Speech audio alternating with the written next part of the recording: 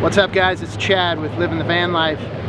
Right now, I'm sitting here at the entrance to Engineer Pass, which is a nearly 13,000 foot pass here in the San Juan Mountains just outside of Ouray, Colorado. There are a couple of easier routes that come in from Lake City or Silverton. I'm gonna take the more technical route, which starts out here just off the $1 Million Highway. It heads up what's known as Mineral Creek. It gets a little bit rock crawly up here.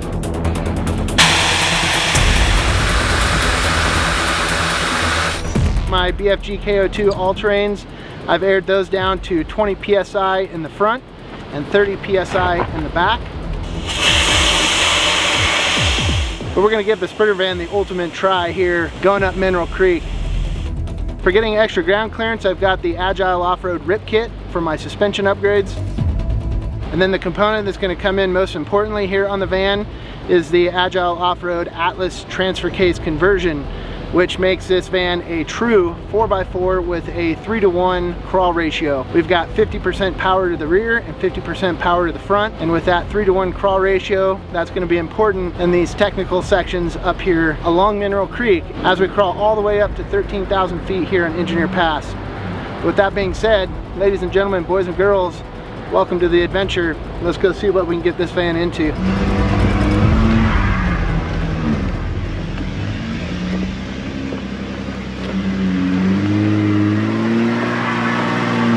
So in climbing Engineer Pass, starting out here at Mineral Creek, really it's only the first 4 to 4.5 miles that is the most technical.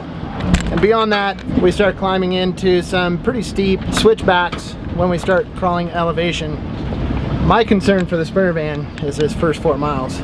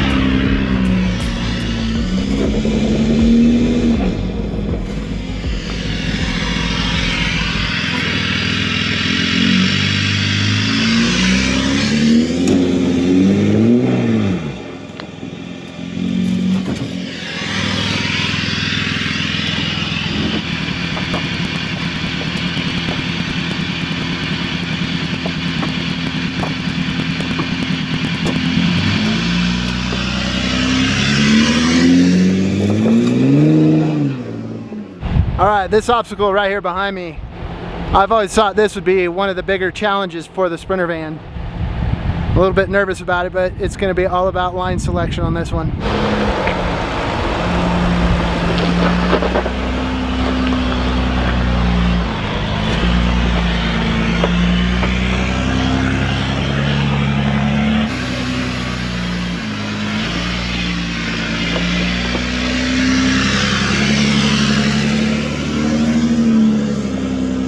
Some tough obstacles. This might be the most technical trail that I've ever driven with the Sprinter van.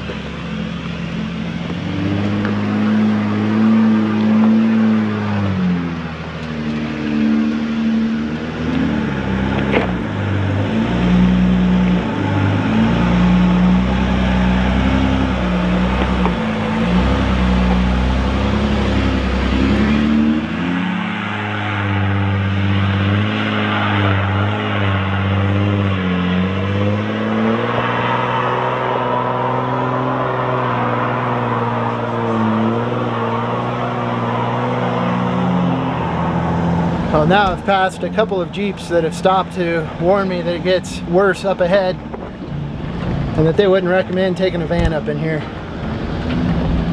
So far I've accomplished 2 of the obstacles that I was the most worried about. So far so good. At this point we're just going to keep motoring along inch by inch.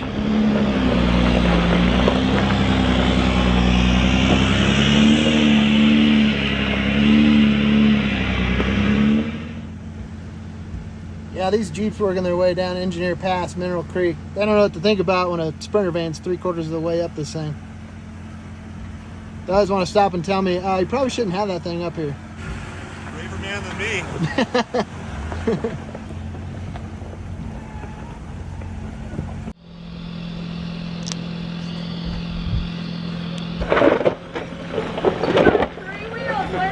I just got to a point here where these Jeeps were working their way down, and even Jeeps have a bit of a struggle through these parts. I mean, it's definitely doable, but the Sprinter van's going to be definitely interesting. Steep drop-offs on one side, rugged cliffs on the other. The line selection is minimal, especially for a big vehicle like mine, but I think we'll be able to make it through here all right. Pretty rough, huh? A little bit. Lots of fun. Oh yeah. The thing I am a bit concerned about is it's just starting to mist and rain, and doing this on wet rocks could be a little bit more of a challenge.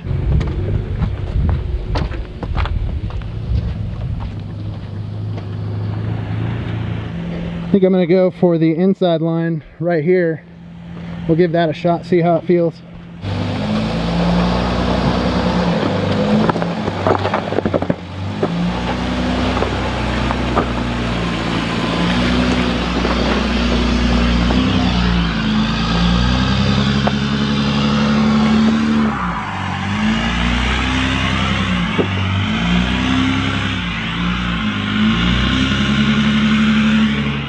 It's trails like this where we really start to see the Atlas transfer case really start to shine.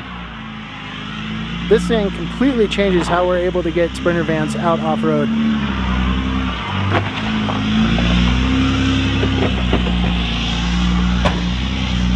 Every time I'm tripping out and nervous about something, that van just pulls right on through.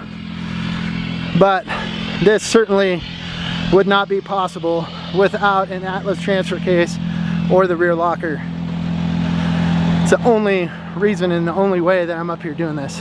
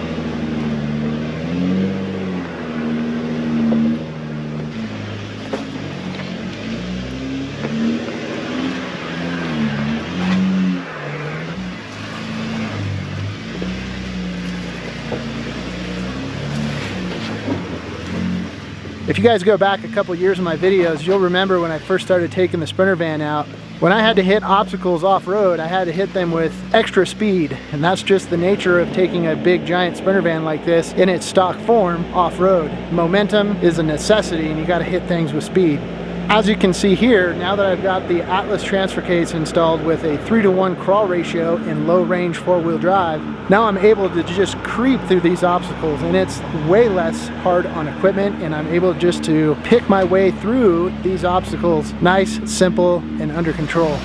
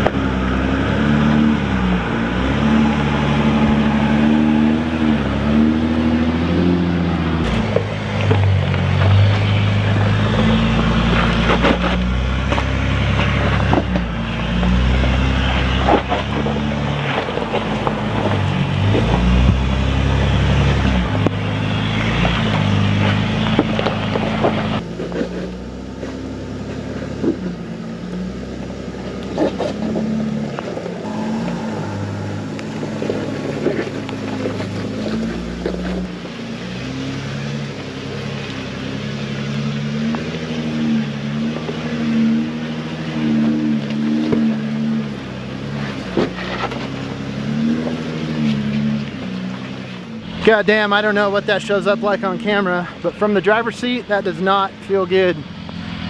The consequences are high if anything were to go wrong in this situation.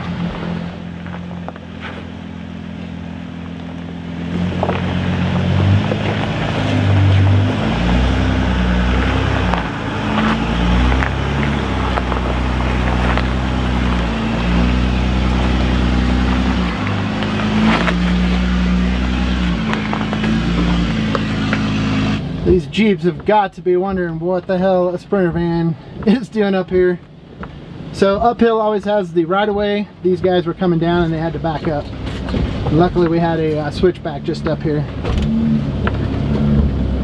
I'm going to pause this adventure here for just a quick moment and talk about the sponsor of today's video, which is Airlo. Now, I have traveled all over the world shooting content in foreign countries and overseas, and the biggest challenge has always been landing off a 14-hour flight and having zero cell phone service or data connection in a foreign country. That means zero connection to navigation apps, no rideshare apps, translation apps, etc. That's a lot of stress and makes for an even longer day of travel. But Airlo is the world's first eSIM store that solves the pain of all of this. With eSIMs from Airlo, download and install a digital data pack from 200 plus countries and regions and be connected anywhere in the world the second your flight lands. With a responsive support team that's available 24/7, 365 days a year, Airlo is as reliable as it is simple to use. Here's how it works. First, you download the Airlo app, then you purchase the eSIM plan that works best with your travel plans. Specify where, for how long, and how much you need. Airlo allows you to track and top up your data as you go. Installing your eSIM is quick and easy, only taking just a few minutes. Then turn on your eSIM and connect to the internet as soon as you land. Right now you can use my link below to download the app, plus using my code VANLIFE3, all one word, saves you an additional $3 off your first purchase of an eSIM at Airlo. Now back to this wild adventure as we climb our way up the rest of Engineer Pass.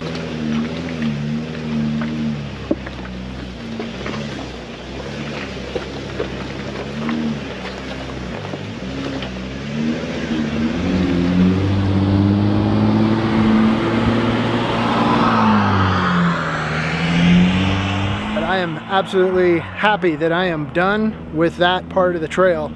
Mineral Creek in a Sprinter van is no joke. I don't recommend anybody try that in a Sprinter van, especially if you don't have an Atlas transfer case and a locker. I even wish I had a couple more inches of clearance, because things get real in a Sprinter van, especially with a vehicle that is marginally capable of making it up through there. Really, the stakes are high. If something were to go wrong, there's no way to turn around. There's no backing down out of there, not with a vehicle like this. I felt like I took a major chance in doing that, and I don't think I'll ever do that trail again. But it has officially been accomplished in a Sprinter van, and we're taking the hard route up here to Engineer Pass. It's about to open up into the Alpine Tundra. Things are going to get exceptionally beautiful as we continue to climb here in elevation.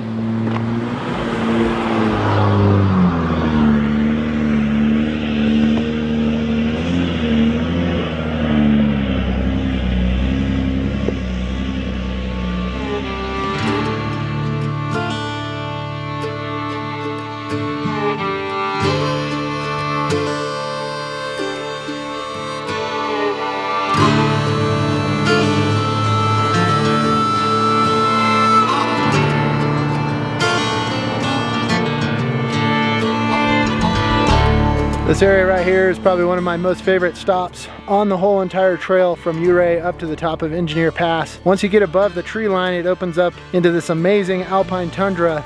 Looks just like rolling grass hills, maybe like you'd find in Ireland, perhaps Scotland. It's incredible. Right now we're sitting at about 11,500 feet of elevation. This right here is where we turn and we start making the switchbacks on the way to Engineer Pass. Now my goal for this evening is to camp out up at O Point, which is a spectacular 360-degree view of all of these mountains around here. And that sits just under 13,000 feet elevation. So we still have a bit more climbing yet to go.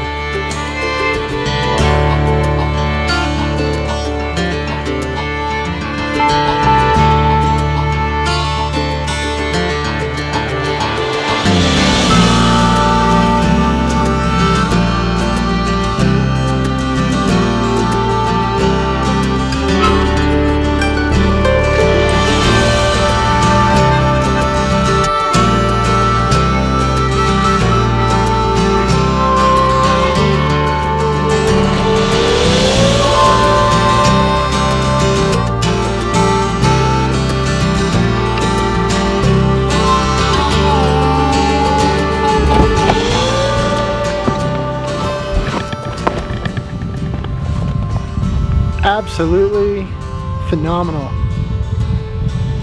What a trek to get out here, but look at this reward.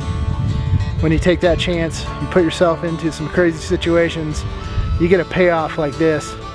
This right here is going to be home for the night. 360-degree view. Incredible.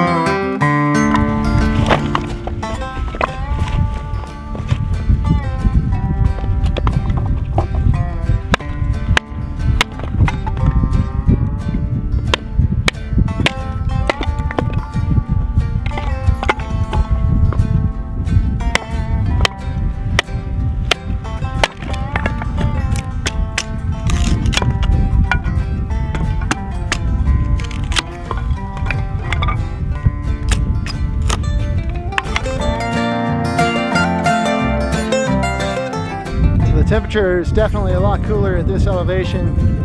There's quite a bit of storm activity blowing around out in the background here. Cool spot to sit and watch a storm. Hopefully it doesn't come and ruin our campfire and our dinner for tonight.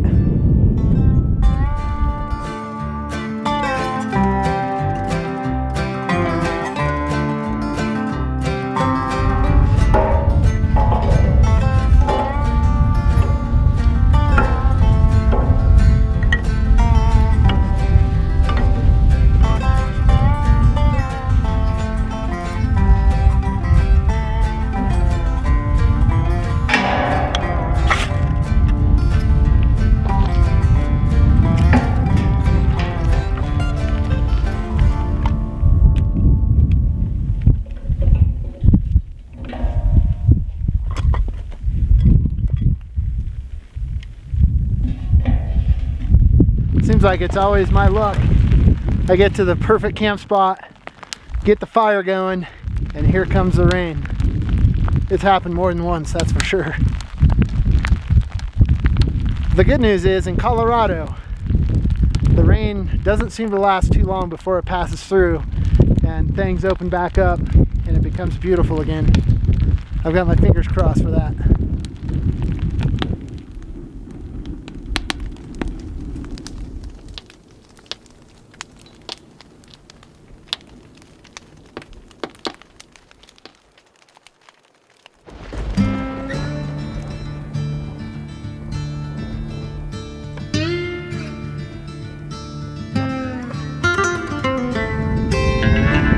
Well, these rain squalls just continue to blow through.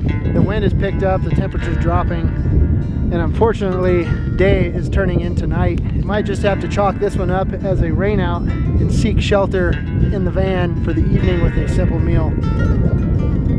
Nonetheless, this is a spectacular spot to be up here enjoying some van life.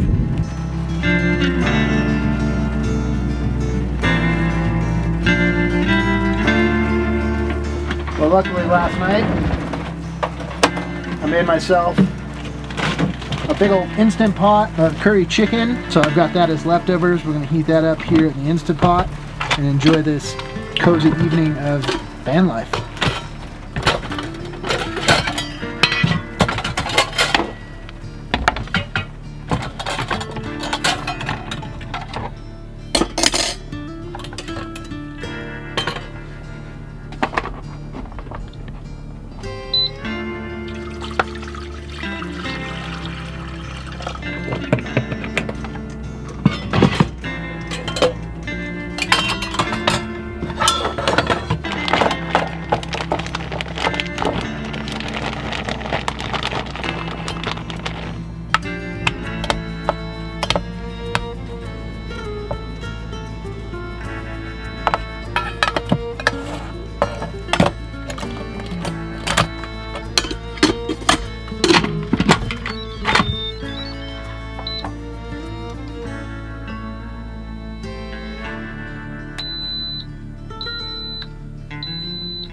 Well, I gotta say, it has turned out to be quite blustery outside. The rain is coming down, the wind is kicking, and that temperature is downright cold. Matter of fact, I might kick on the old diesel heater here and kick up the cozy factor a notch or two. Dinner's gonna be done here in about 10 minutes. Looking forward to a nice warm bowl of curry chicken with rice. That has become a favorite recipe for me to cook here in the Instant Pot. I usually end up with quite a few helpings extra that make great leftovers on nights like tonight.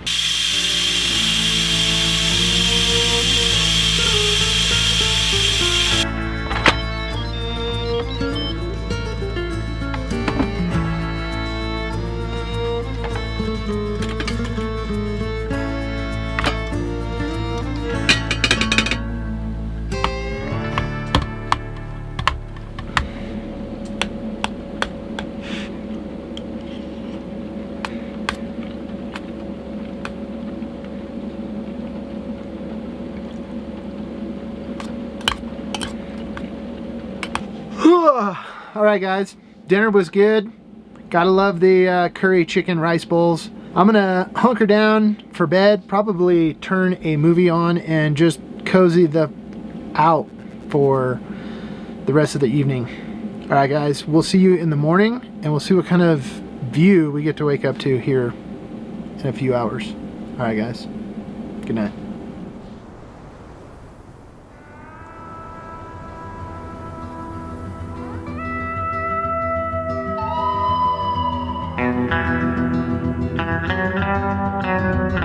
I had a spectacular morning waking up here this morning on O Point. These tremendous clouds that have engulfed the mountains around here. I tell you what, there was nothing less than a barrage of rain all night long. So the weather definitely set in around us, but waking up this morning to a pretty spectacular view.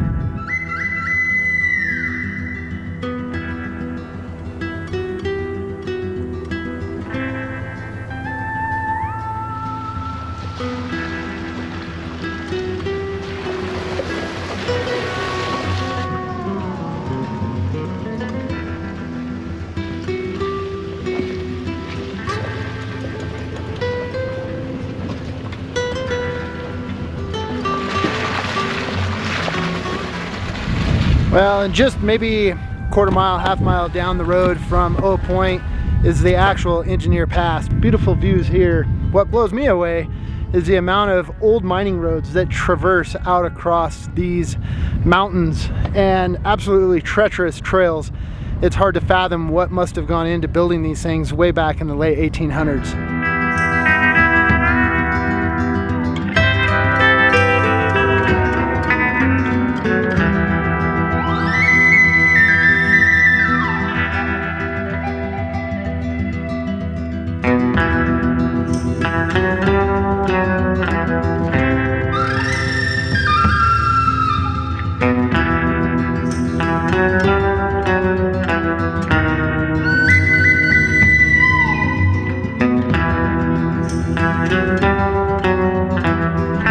So right now I'm taking the more mild route down from Engineer Pass and Oak Point. This is certainly less technical. This is the road that travels between Lake City and Engineer Pass. It's a beautiful drive, and from here we get to drop down into Lake City, probably grab some lunch, making the beautiful drive down from Engineer Pass.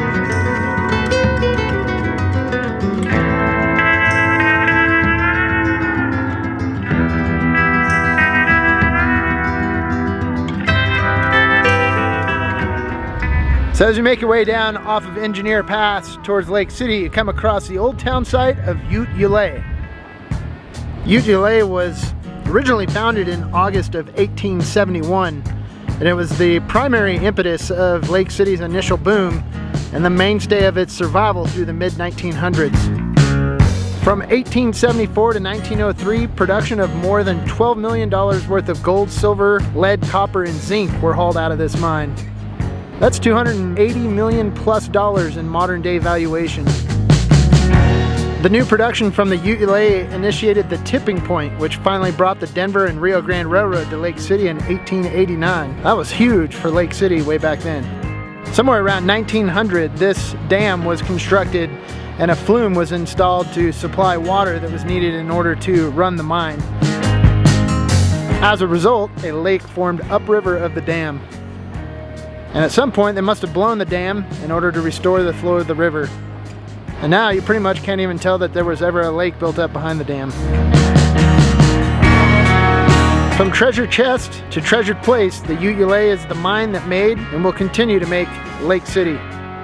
And combining efforts have saved one of the most intact historical mining communities in all of Colorado. And it's here for all of us to stop and enjoy when we're passing through from Lake City to Engineer Pass.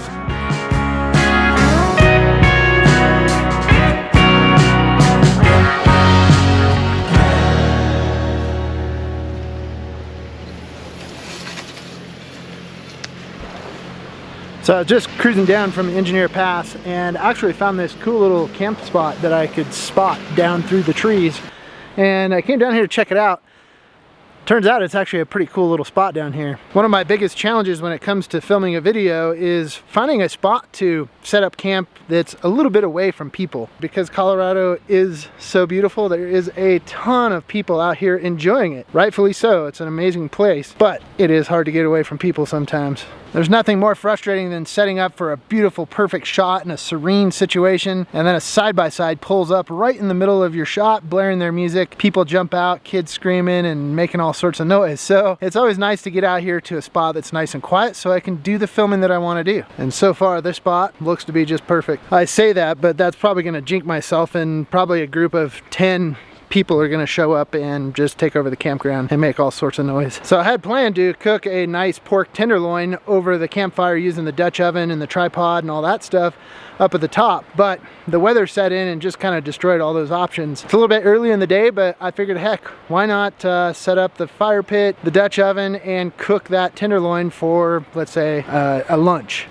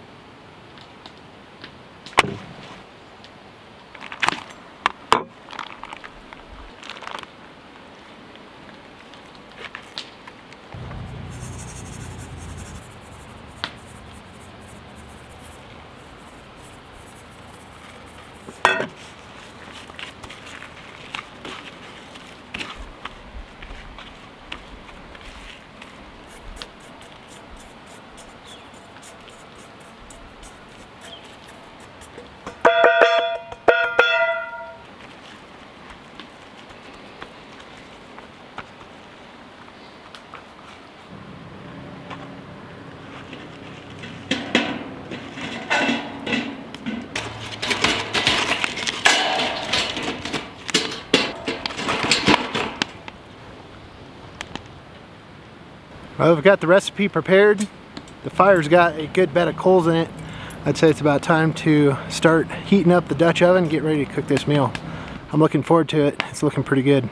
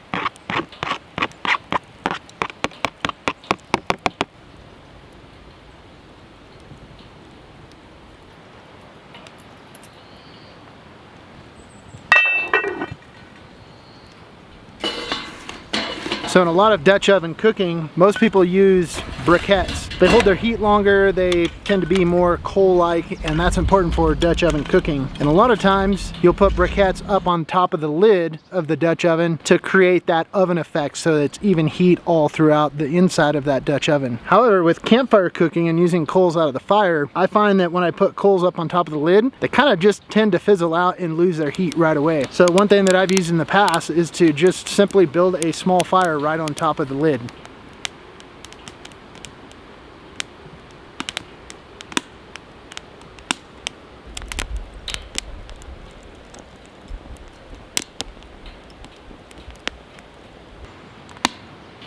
So I've been using this laser thermometer to monitor the temperature of the Dutch oven. Right now, in this area, it's sitting at about 203 degrees. We can see there's steam coming out of the lid, so it's definitely doing its thing inside there. Probably here in a few minutes, I'll knock these coals off and I'll open it up just to check and see how things are looking.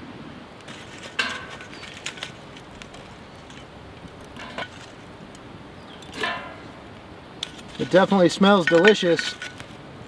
So the challenging part about cooking like this is that there's just so many variables. When a recipe calls to preheat the oven for 400 degrees, you just don't really have a solid way of being able to do this. So it's always a guessing game. It's always a surprise when you open it up for the first time.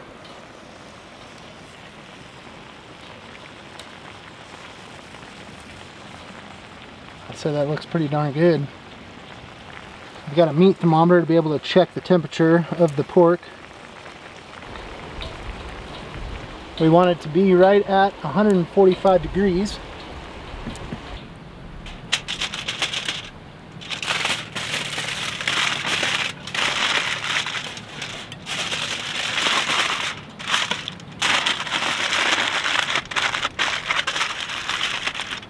Now I just want to check how tender these veggies are. The potato is cut in half with a fork. That's probably pretty darn good, I'd say.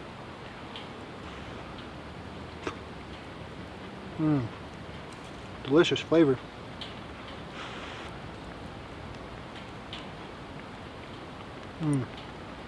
Perfect.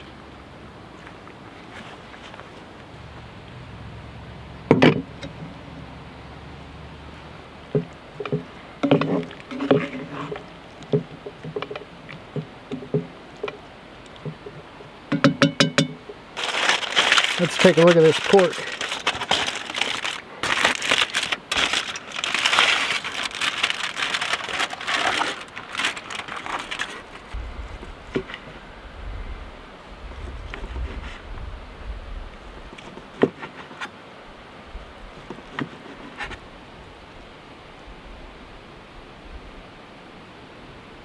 Okay, and of course the taste test says it all.